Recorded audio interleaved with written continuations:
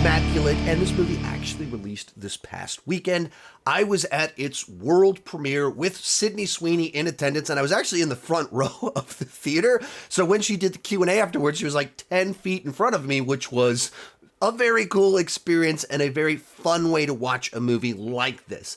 Now, I went into this movie pretty skeptical just in general because I'm not really into nun horror. That's just not a genre that, generally speaking, I gravitate towards. So I didn't really know what to make of it. And for the first half of the film, it was kind of exactly what I was afraid it was going to be, which is just jump scares. After a wild night of jump scares, a nun finds out she's pregnant. And that's the whole first half of the movie. I mean, it even has a scene where someone looks out a window, and then there's a jump scare of a bird crashing into the window, which we've seen a zillion times before in a million other movies.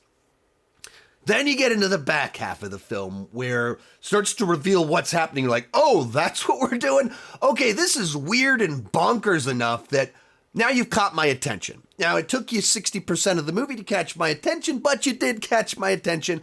And the third act, it kind of turns into more action, revenge, very much my kind of thing, paying off really nicely of just where the journey it takes this nun on and her lashing out.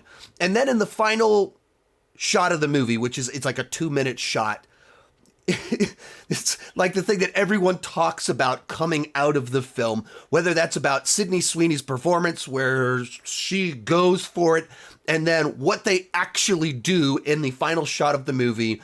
I couldn't decide if I respected that the movie had enough balls to do this, or if I was just deeply offended at where this movie goes in general in the back half of the film. But to its credit, it did something worth talking about, and there's actually been some fun that's come from that. Of the marketing crew has started to take tweet reactions of offended people and use those as the promotion for the film, which I appreciate whenever a studio leans into the controversy like that, just puts it kind of up in front like that. As for me overall, this is just not a movie I'm likely to rewatch. It's just not really my kind of thing. Even with the parts where I was like, oh, that was kind of cool at the end. It's still not my thing. I still just don't care for it.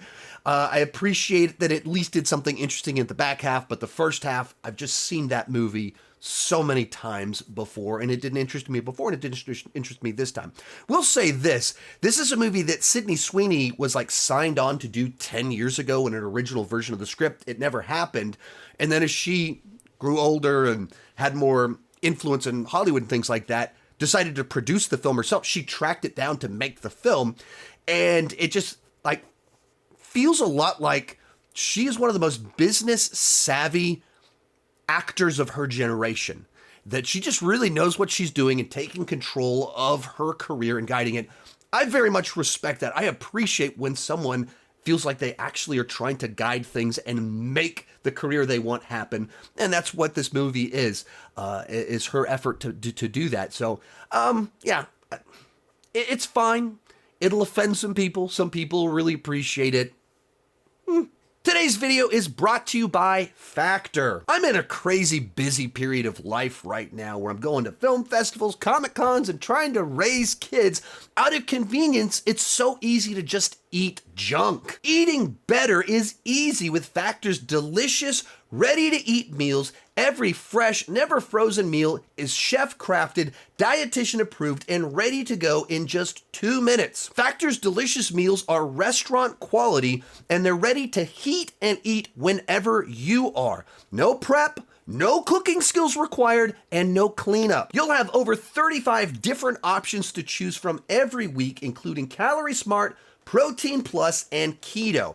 I normally go for keto because I'm a high protein, low carb kind of guy. Also, there's more than 60 add-ons to help you stay fueled up and feeling good all day long. Discover a wide variety of easy options for the entire day, like breakfast, midday bites, and more. Head to factormeals.com/SeanChandler50 and use code SeanChandler50 to get 50% off. That's code SeanChandler50 at factormeals.com/SeanChandler50 to get 50% off.